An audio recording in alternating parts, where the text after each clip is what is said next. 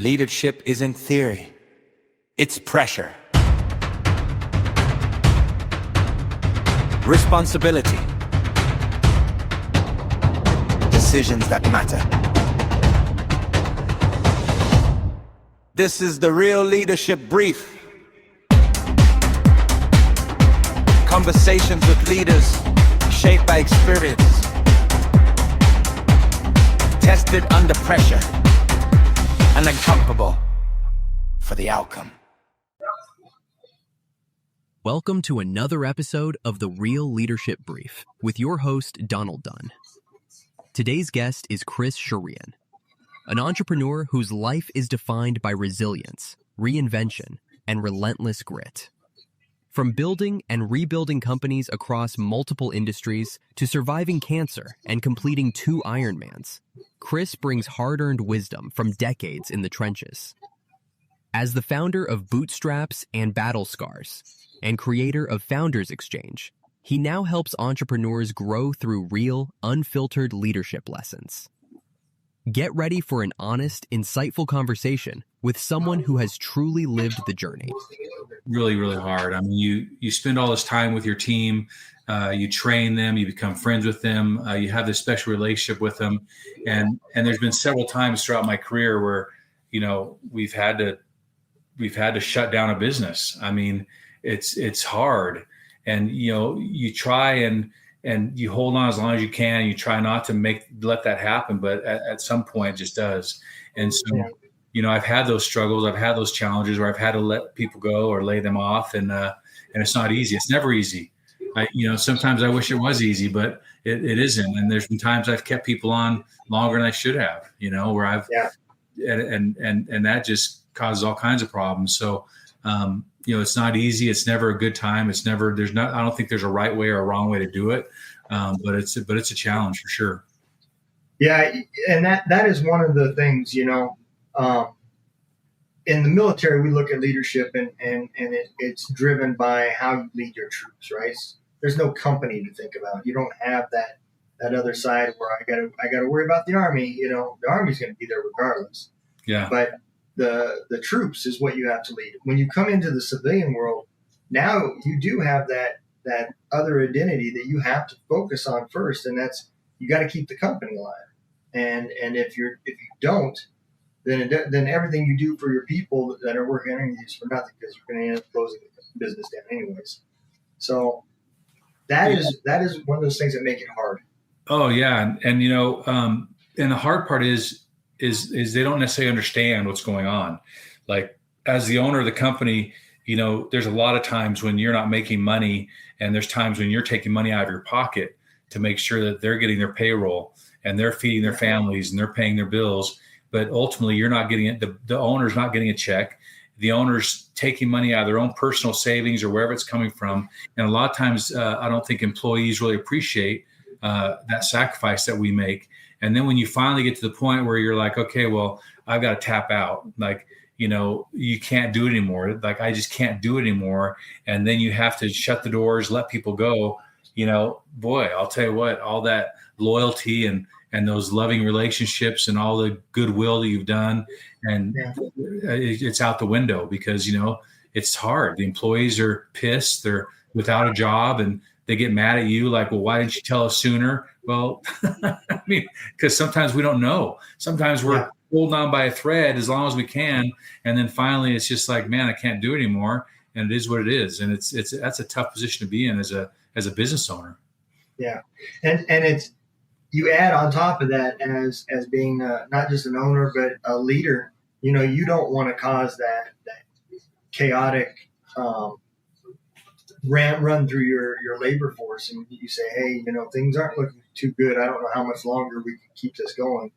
And next thing you know, everybody's looking for jobs. And now there is no chance that you're going to rebound because you don't even have the help anymore. Yeah, because you just just like you touched on, being the leader, your job is to keep people motivated, keep them moving the right direction. You got to keep them feeling good about what they're doing. You got to be positive. I'm not the kind of leader that's going to walk around mopey like, oh my gosh, I can't afford this. Or, oh, we're losing money. And, oh man, I don't, I got to put more money into this stupid business. I mean, that's just not my persona.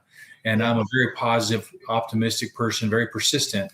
So from my position, you're still walking through the business. You're still giving them high fives. You're still telling them they're doing a great job. You're still leading that charge. And so, if you did, I can only imagine what would happen if you gathered your team and said, hey, we're going to try and keep these doors open for another week, but I'm not sure if I can do it. Well, yeah, like you said, what are they going to do? They're going to bail, right? And then all of a sudden, it just makes things worse. I actually had a walkout once in one of my companies, and really, yeah, I did. I was just thinking about this earlier today. I was talking to somebody about it, but I had a situation where I had to terminate a manager, which is always hard to do, but there was cause, and this manager came back around and started telling the team a bunch of false information, feeding them lies essentially, because she was really upset about being terminated, and they believed her, and literally they walked out. I was in a meeting. I came out and I said, hey, we're so and so and we're so and so, and they said they just left. They grabbed their paycheck and left. I'm like, okay, that's weird. What happened? And then the next shift that was coming in, it was a restaurant. The next crew that was coming in to relieve that shift didn't show up as well, because they sent out the text messages. So it was, oh my God, it was me and one server and one cook who stuck. It was a Friday night in the restaurant, and we got hammered, and we just survived. And then I called my daughter in the next morning, and I called another cook in, and they came in Saturday, and we survived. But yeah, man, I had a walkout, and it was crazy. It's never happened to me before. And then after we get a hold of everyone and say, okay, what exactly happened? They told me. I was able to clear the air, set things straight, and they're like, oh, sorry, Chris, we didn't really, sorry. Can we come back? Yeah, it was crazy. And even that right there, it breaks down that trust barrier that you develop with your workers. Now that you just seen where the loyalty really lies, that they didn't even feel comfortable enough coming to you to verify their information that they were getting. They just threw the deuces up and said, I'm done, son, and walked out, Yeah. Yeah, That's insane. And it hurts your feelings. You're like, look, yeah. There's the emotions in that were so difficult, but it just freaked me out. But of course, I jumped into action. We saved the day. We kept the doors open. We took care of business. But yeah, that was hard. That was hard, and it's really hard too, because as a leader and an owner of a business, you're doing everything for your team. We already talked about the financial side of it. You're paying money out of your pocket to make sure they have a paycheck, but then you're working to help them be better people. You're encouraging them to be good, strong, capable employees. You're investing in them and trying to make them better. And then to have stuff like that happen, it's a little bit of a chink in the armor. It hurts. Yeah. It would hurt my feelings as well too, because it isn't easy. I can speak on it. I used to own a cell phone store, and there was times that I made the employees' paydays were the same as my payday in the military, and I did that for in case the business didn't make enough to cover labor, I took it out of my pocket and paid them. I can relate to exactly what you're saying. And when you're a new company, especially a restaurant, there's trends that run. That week or so of Thanksgiving, your flow is going to be real high and low, because people are getting ready for the holidays and everything else. And so you don't never know, as the owner, where that next check's coming from. You keep a positive attitude, you keep pushing forward, and that's what gets you there. But it is tough, and we talked in that other podcast about how hard the restaurant industry is to begin with. Yeah. And I can imagine that situation made it even harder, because you guys in a restaurant atmosphere, your workers are close to each other. The cooks, the waitresses, the busboys, they all work hand in hand with each other. And they know each other intimately, and so that probably made that even harder. And that's also the challenge in the restaurant business is, we did a really good job of tracking our numbers, and we knew for the amount of labor we had in the restaurant, we knew what our revenue needed to be. And so if we go through and we're heading into lunch and lunch just isn't hitting as hard as it should, we know that we have to cut labor. And if we don't cut labor, we're going to lose money, right? And so when you have managers who become close friends with the employees and you say, hey, we got to go cut and send a couple people home. Well, they're like, okay, well, that person has bills to pay. They have people to feed. They have, rent to pay. And I'm going to send them home early and they're not going to get their paycheck. And so that is hard. And it takes a special person like in that management position that when you say, hey, the numbers aren't here today, we got to send people home, that's a hard thing to do. That's a real hard thing to do. And unfortunately, when we're swamped and everyone's making a ton of money, that's great. And they're all happy and they take that for granted.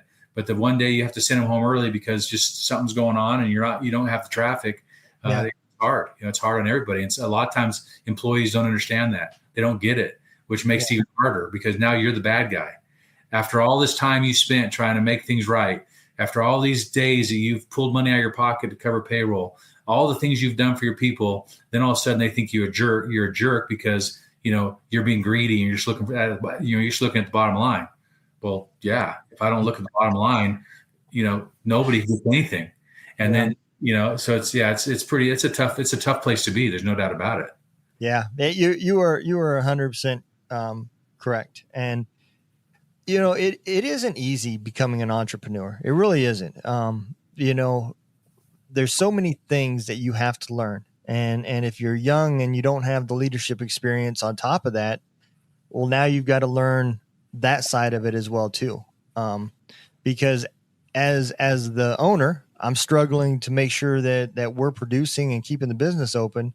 As that employee, like you just said, they may not completely understand what happens behind those closed doors. What is it really like to own a business? They just assume that you own a business, money comes in, and that's how you get paid, And if it was that easy, we wouldn't have any employees. We'd all be business owners, Yeah. It is super tough. But on the other side of this, let's talk a little bit about, not just the negatives about getting rid of people, but when you have good help that has now blossomed and maybe they took on a bigger role either in the company or outside the company, and you got to replace these people. How do you go about applying your leadership skills to making sure that one, the person that you're hiring is going to be a good fit and somebody that is going to relate to the way you lead and the way the company's going? Okay. So this is a very difficult topic. I always felt that you hire good people and you teach them how to do their job. Because there's certain things you can't teach people. Like, let's talk about, we're on the restaurant mode right now, but let's talk about the restaurant. I wanted great servers who were personable, who, when customers came into our restaurant, they were treated right. They were treated with a smile. They were treated friendly. And not every person is personable like that. So for me, I felt like it was important to hire for personality. You find people that have good personality and you teach them and train them how to be a server. Now, I have had the situation where you hire a super friendly person, and then as soon as you throw them into the stress of being a server, their personality just goes out the door. And all of a sudden they're like just stressed, their smiles on their face. And you have to just remind them, hey, let's get back to the smiley part. So that's a tricky thing. I think the culture, I think the type of team you already have in place, when you bring someone into it and they come in and see and get the vibe of what's happening there, I think they assimilate into that. That's why you spend so much time on culture. That's why you spend so much time on coaching your people, and you're coaching them on more than just being a good employee. You're also coaching them and teach them how to take care of customers and you're teaching them these skills, you spend a lot of time and energy on that. And, hopefully when the new people come in, they feel it. Now, It doesn't always happen. It doesn't always happen. You get those people that sneak in there and you think, okay, and you give them a chance, you give them some training. And if they just can't hack it, you just got to let them go.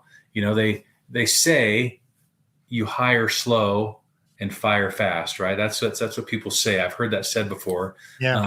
And it's a good philosophy. It's not easy because sometimes you just need a live body walking in the door and you're like, get to work. But I think it's a good philosophy. And I also think that it's important. It's okay for other people on the team to see other people get let go. And I think it's very appropriate for you to explain why that person was let go. Yeah. I think that's very important. If someone's doing something, they're stealing or they're not doing something right or not showing up on time, and you give them all the chances you can, I think the team needs to see that you're looking out for the whole team by, having an exit interview with somebody and sitting them down the road. I think that helps.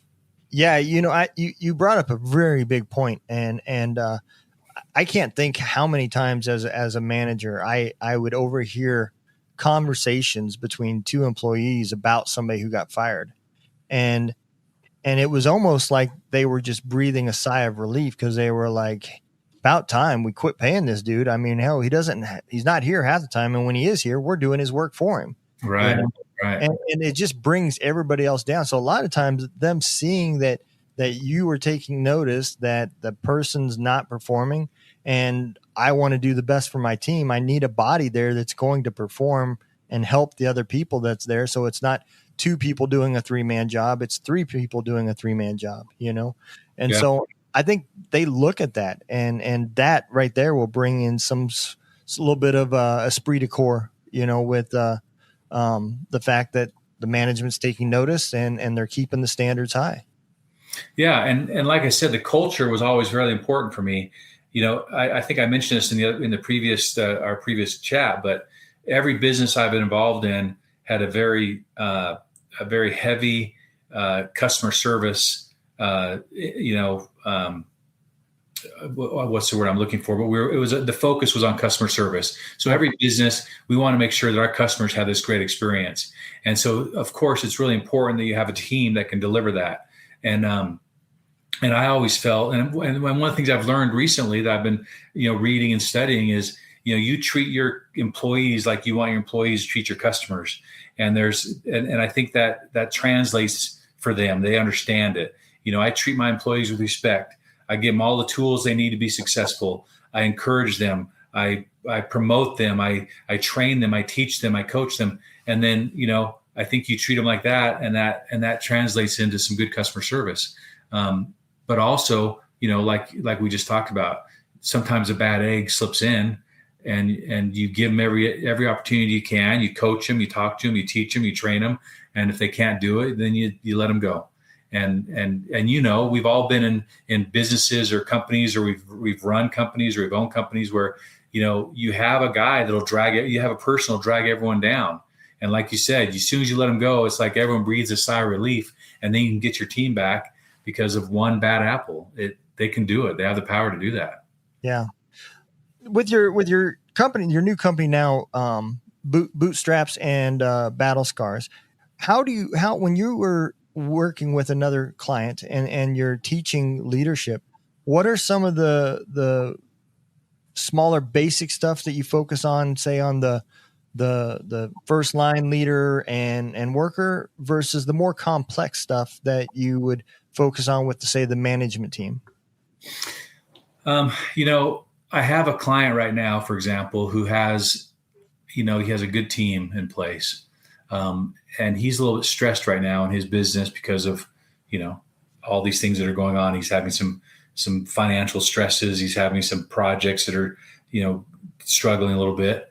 And I've noticed that he's kind of lost sight of the fact, he's kind of lost sight of a little bit of how to treat his team and how to, he goes on a job site and he's looking for everything wrong instead of looking for everything right. And, and that's a very small thing that I try and tell people is, try and catch people doing things right. Acknowledge that, hey, what you did here is good and I appreciate it, and it's good and it helped the company. Or you show up and, I think if we can focus on that and be more positive and encouraging. And, I heard somebody say the other day that, if your employees are performing here, most leaders are trying to push them to perform higher.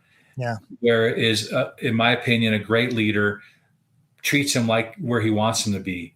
And so when you treat them like where you want them to be, they'll rise to the occasion. Yeah. And I've had some great leaders and some great mentors in my life that absolutely did that with me.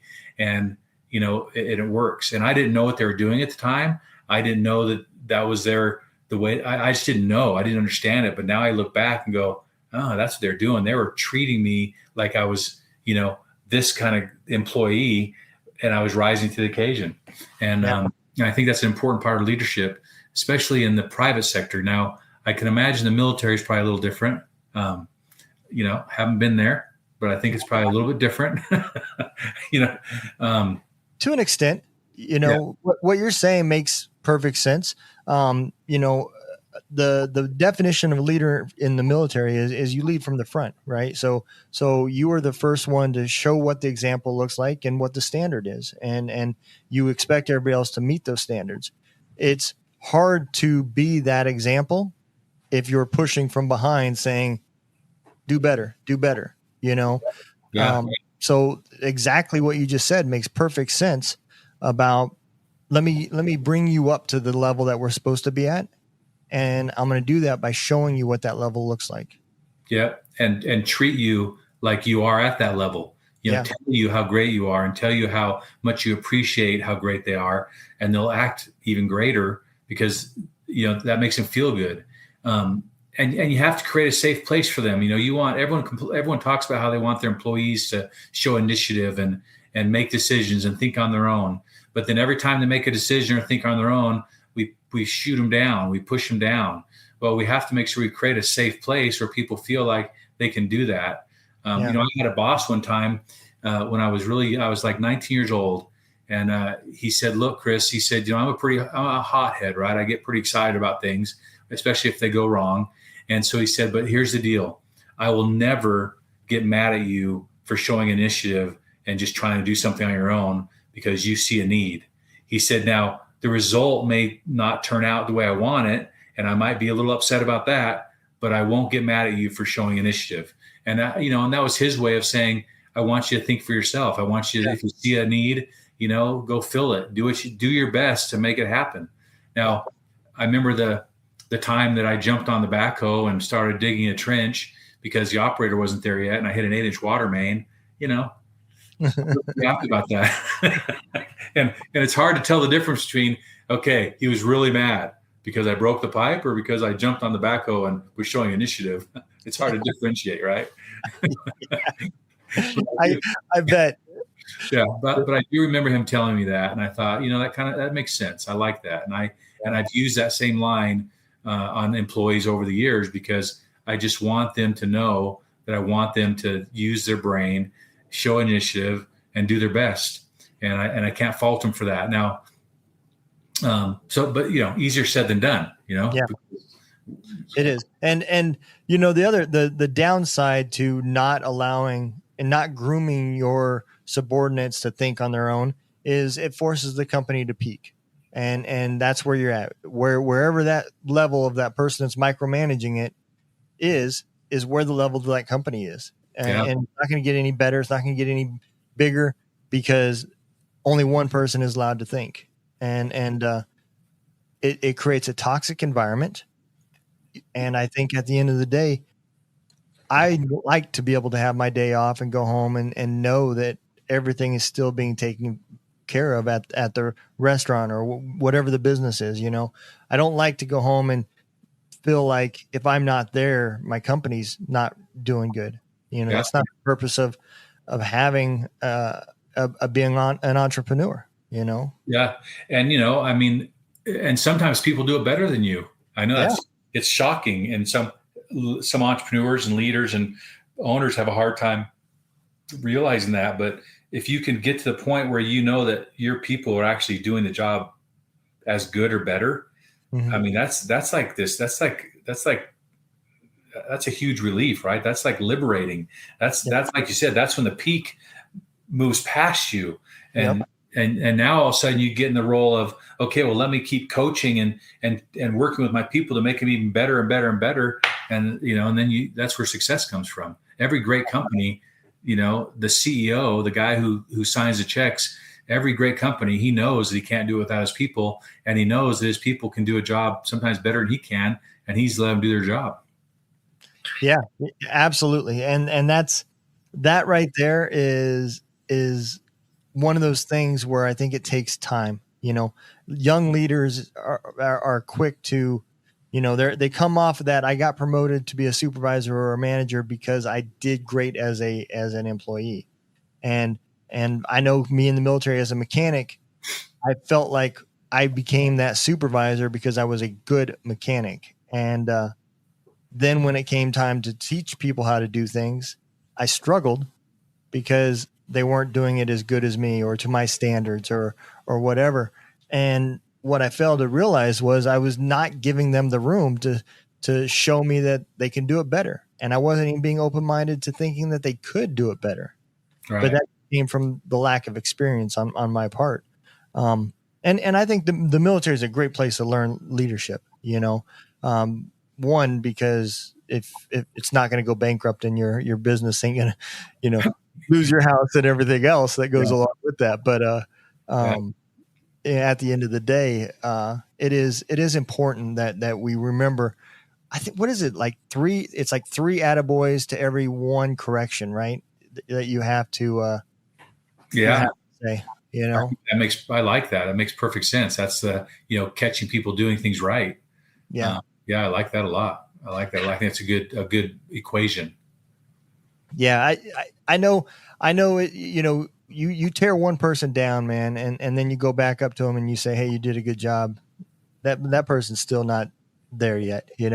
He's gonna still be mad, and I know I've been in that situation where I did something wrong and it got corrected, and it took a while for me to get over that.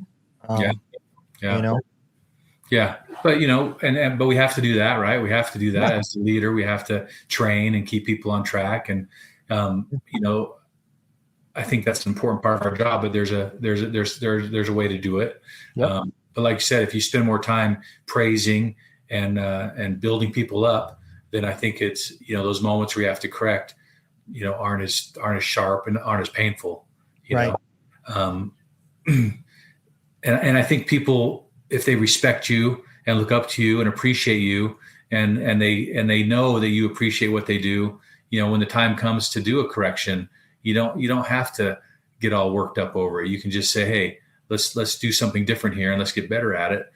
They respect that. And I think it goes a long ways. Yeah. It was making me think back of a time where I was a maintenance manager. It was out of the military. And I had this young supervisor, and man, he was a damn good mechanic. A lot of times he did a lot of stuff correct. And this one moment, I had him go get some measurements for this new system that we were going to install, and because all the parts were going to come, they were going to be custom made overseas and then shipped to us. And he got one of them wrong, the main part. And so when it came, we weren't able to use it. And he thought he was in trouble. The world's coming to an end. They're going to fire me. And I just told him, I said, we'll go out there and get the right measurement. We'll get it on order and we'll get it here. It puts us a little bit behind, but we'll fix it, And my thought process was, knowing what he went through to keep his job going, plus all these additional modifications that we were doing, the plant's in the middle of an expansion. It took me 2 seconds to realize I just need to cut him some slack, and we'll work through it. We'll get it fixed. And there's no sense in punishing him or ruining his day to make him go out there and be upset and potentially even, mess something else up because of what was going on, And I think sometimes at that management level, we get so wrapped up in our meetings where we're hearing the bottom lines down or things ain't going right.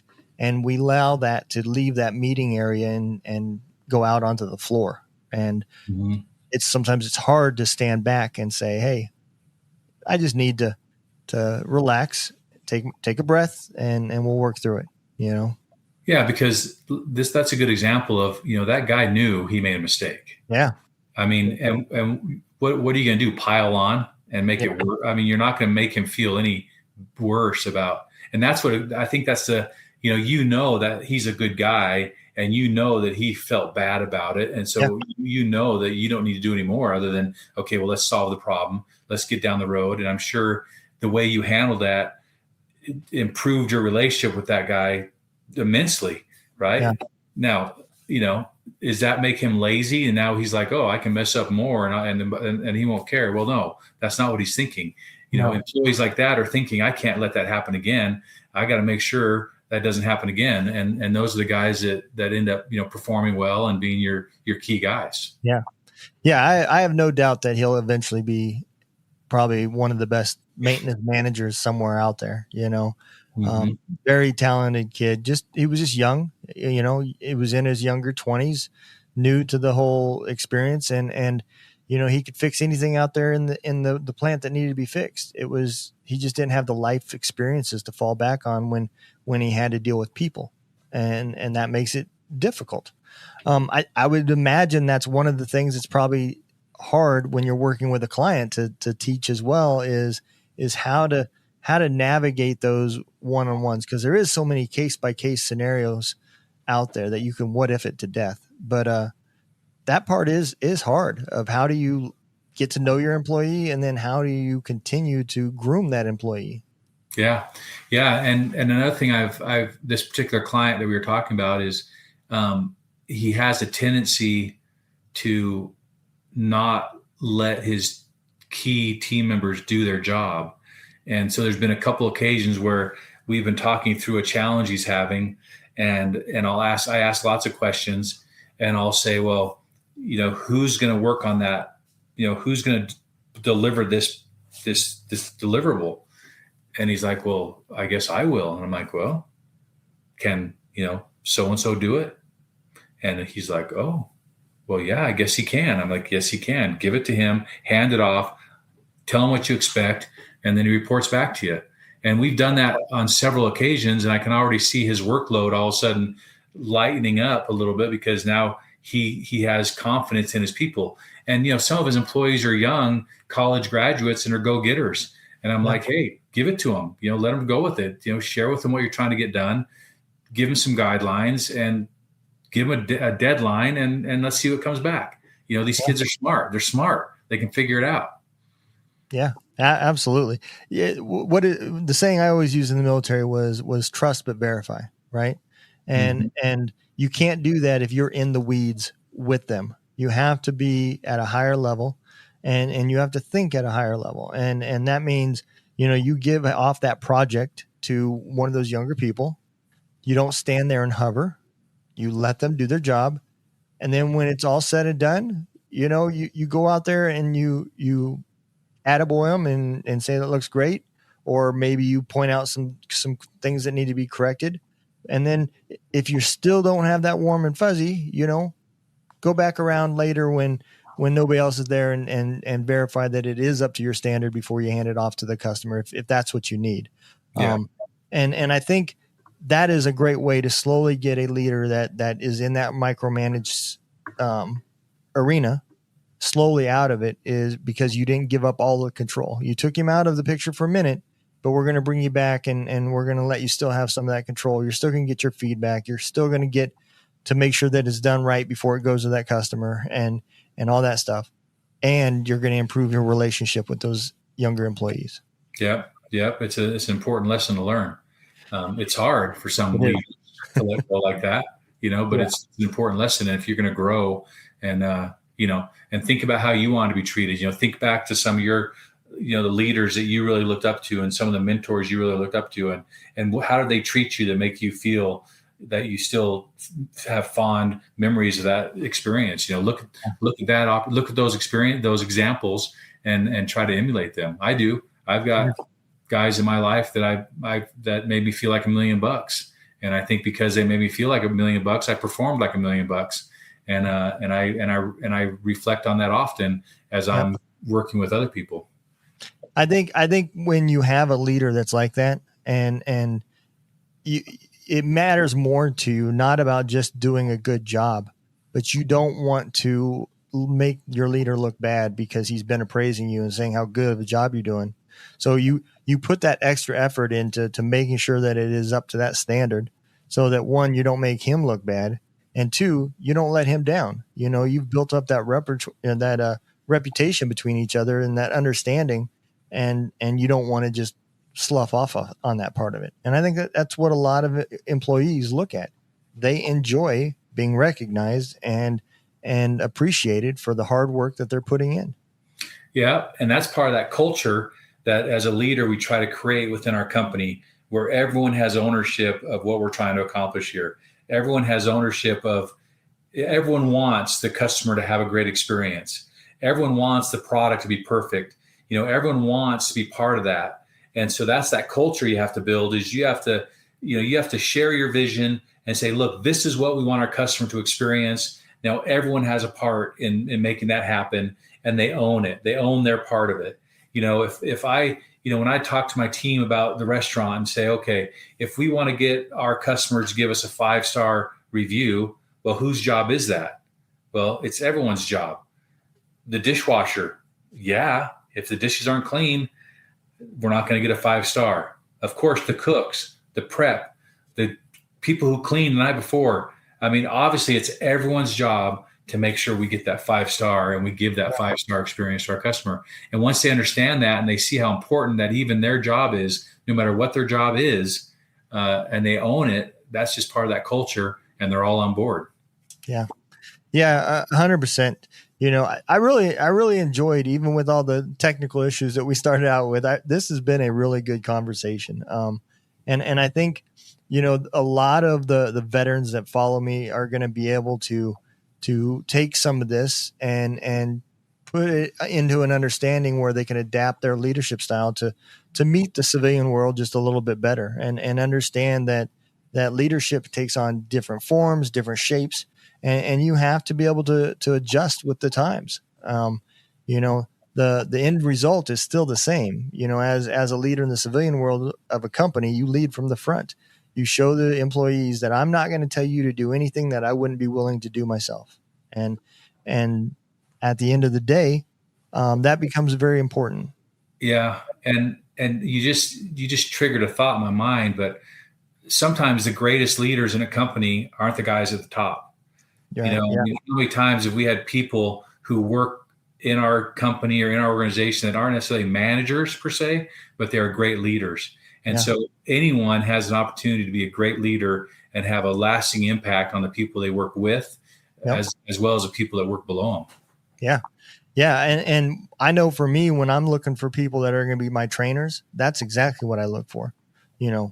Not just people that are doing a good job, but they share the values of the company, the culture, and they want everybody else to succeed. And that's who you want to be training your newer people. Mm-hmm. Or remedial training for somebody that just isn't quite getting a task. Yeah. Well, Chris, why don't you tell everybody where is it that they can find your company and reach out to you and learn some more about some of this amazing leadership skills that you guys are teaching? Yeah. The website, bootstraps and battle scars.com. It's simple, pretty simple website. There's a information tab where you can request more information. You can contact me directly. You can see some of our podcasts that we have going on. And then I'm just wrapping up an ebook. It'll probably become a real book someday, but for now it's an ebook, and it's called Lead with Grit and Grace. And so I'd love to share that with whoever is interested in that. And they can go to my website and give me their information, and I'll ship it on over to them. And hopefully there's some nuggets in there that they can pick up from and learn a few things.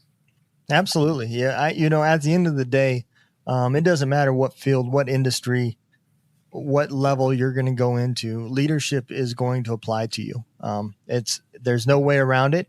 if you're going to be successful and you're going to maintain a job or maintain a company that you wanted to open, at the end of the day, leadership is going to be that foundation that keeps you there. And so picking up Chris's book is a great way to go out there and take the initiative to learn a little bit instead of trying to have to learn the hard way and make some expensive mistakes. Take it from some of us that have been in the industry for a while and understand what it is that you've got to look for and what's going on. This back and forth type conversations is great. I'm sure you can reach out to Chris from his website as well if you got questions. And definitely, if you want to do a one-on-one with him, reach out to him and set up a time, and I'm sure he'd be glad to help you. So That'd be great. Chris, I appreciate you for coming on. It's been a great time. I know I enjoyed it. I hope all of you guys out there enjoy it. Y'all take care, be safe, and we'll catch you next time. You've been listening to The Real Leadership Brief, a podcast from the Barracks Media Network. Thanks to our guest for sharing their experience, and thank you for listening. You can find more conversations like this across the Barracks Media Network. We'll see you next time.